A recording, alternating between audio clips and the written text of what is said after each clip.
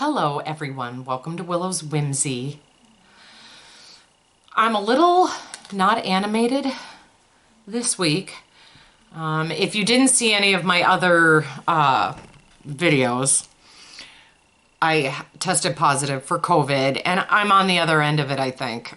I'm doing okay. For me, it ended up just being exhaustion, so I just don't have the oomph to put a bunch of makeup on and be like, so we're doing a story time. This is Neecie's Many Musings, which is like the potluck, I call it. All the stuff that my other series aren't. Like this fits in there, whether story time, rant, opinion piece, sub-series, whatever. This is the story time. I am doing, on my, which I have to do today, I'm doing 365 days of gratitude on my Facebook business page, which is also called Willow's Whimsy, and there's a link below. If you guys would go to that link and like that page, I would love it. I'd be really grateful. And if you would like this video and if you would subscribe, yay. I have a goal to get to 1,000 subscribers by next Halloween. So please subscribe. I would love that. If you do subscribe and you have a channel, please comment and say, yo, I have a channel. I followed you or I subscribed to you. Will you check this out? I will check it out. That I promise. So my story time comes out of my gratitude posts because a couple days ago, I posted about this guy. And I'll tell you that story in a minute. If you watched my video yesterday, you already know. Or the date. I don't know. I'm so out of it, you guys.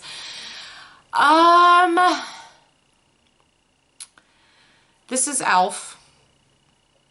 Some of you may remember the TV show. It was wonderful. It was back in the 80s. Alf is an alien. And you just saw the child. This is Lion. I've had Lion since I was in first grade. Lion desperately needs surgery. And I just haven't gotten around to performing the surgery.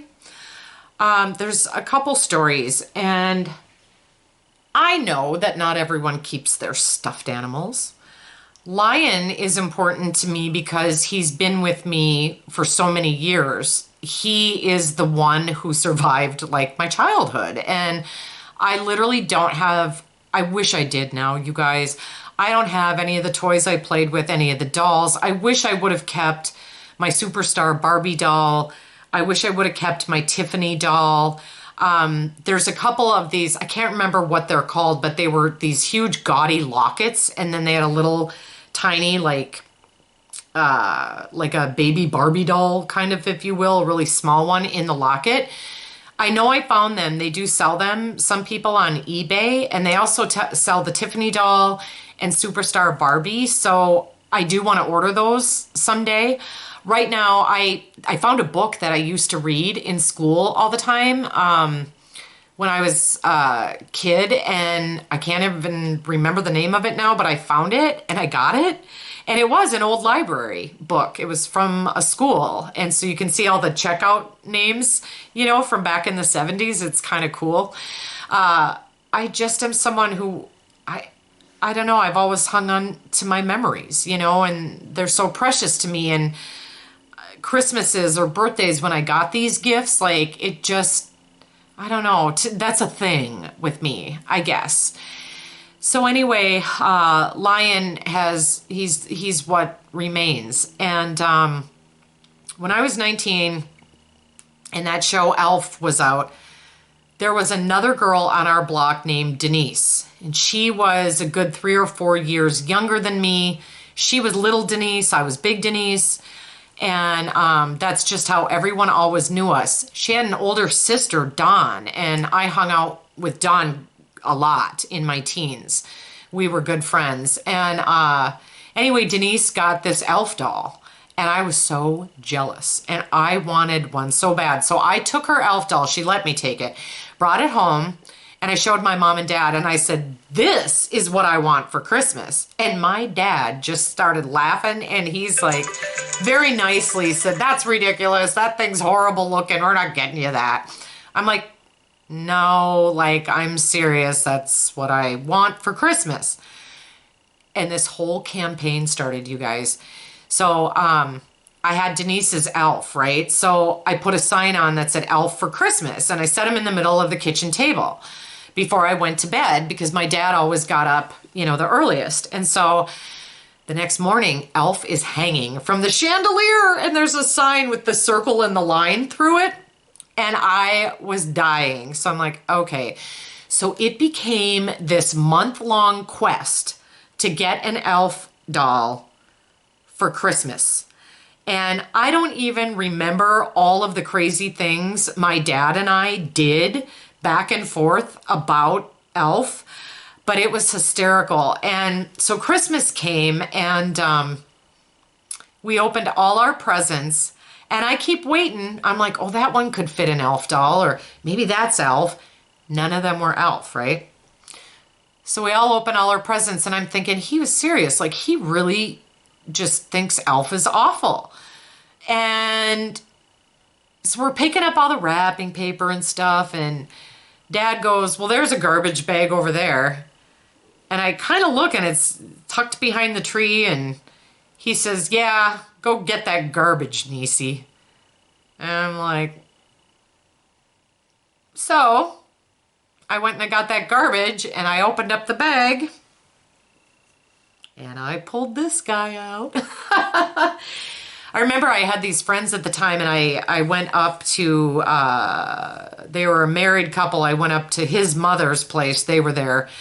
And spent a couple days, and they had kids, and their son Nicholas was so afraid. He was scared to death of elf. And so I would just kind of coax him over, and he would touch him and stuff. Well, he loved elf by the end of my stay. So I have had elf with me since I was 19, and he is a precious connection to my dad because you guys have seen all my other videos. If any of you have watched my story, my dad was really my grandpa. He raised me. So my birth dad was his son. And I never called my birth father dad or daddy. He was David. And then his dad, my grandpa, was dad to me. So it's a precious memory of him.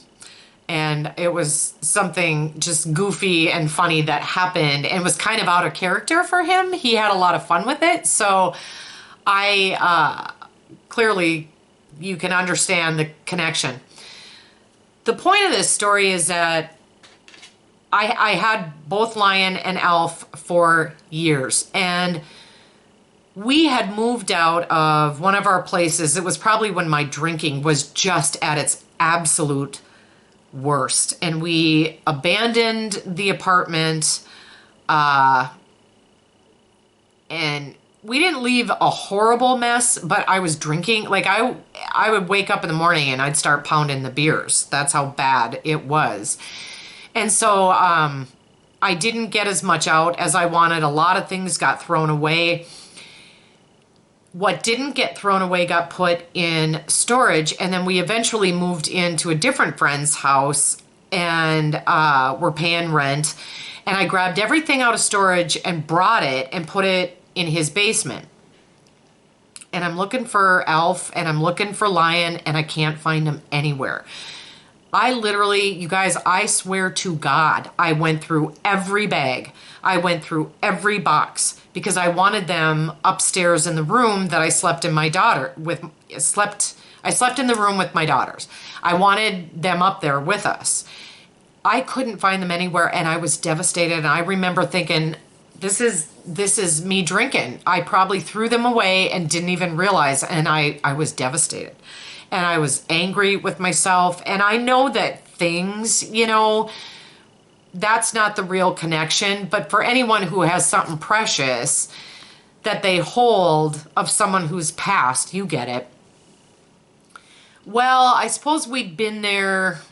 We only lived there not quite a year. So a number of months had passed. And for some reason, I got a bug up my butt that said, go look again. And this is bizarre, you guys, because I had been through every single bag. I had been through every single box.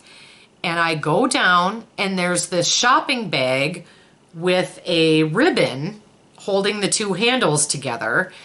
And I was like, oh, I must have looked in there. It's a big shopping bag. But you guys, I went right to that bag.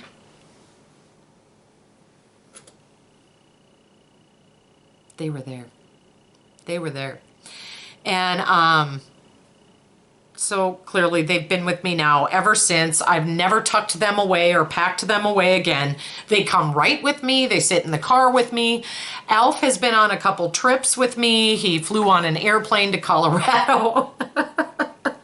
I know, it's goofy. I'll post a picture of that. It's hysterically funny. He's looking out the airplane window. And for some reason, when I saw the first episode of The Mandalorian, I became obsessed. And my friend Rachel, I don't know, she was thinking about me and she got me this. And he will be with me for the next however many years I grace this earth, you know. I'm hoping my kids will take on Lion and Elf. Riley said she will, and the child when I pass this place.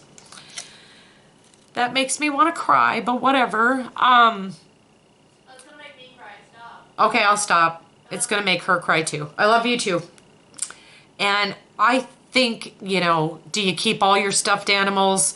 I used to feel guilty because I read The Velveteen Rabbit. Oh my God, that story. That's my next Niecy's Many Musings, the stories that have meant the most to me. I won't read them to you because we'd be here for hours, but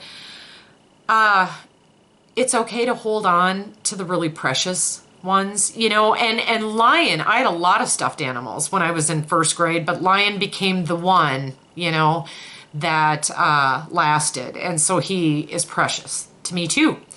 It's a connection to our past. It's a connection to memories, especially the ones that are so precious.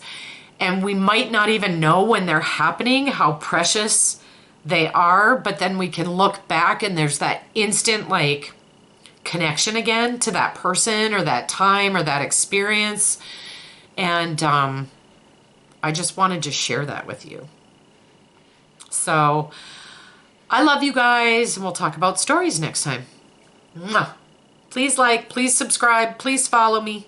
Bye.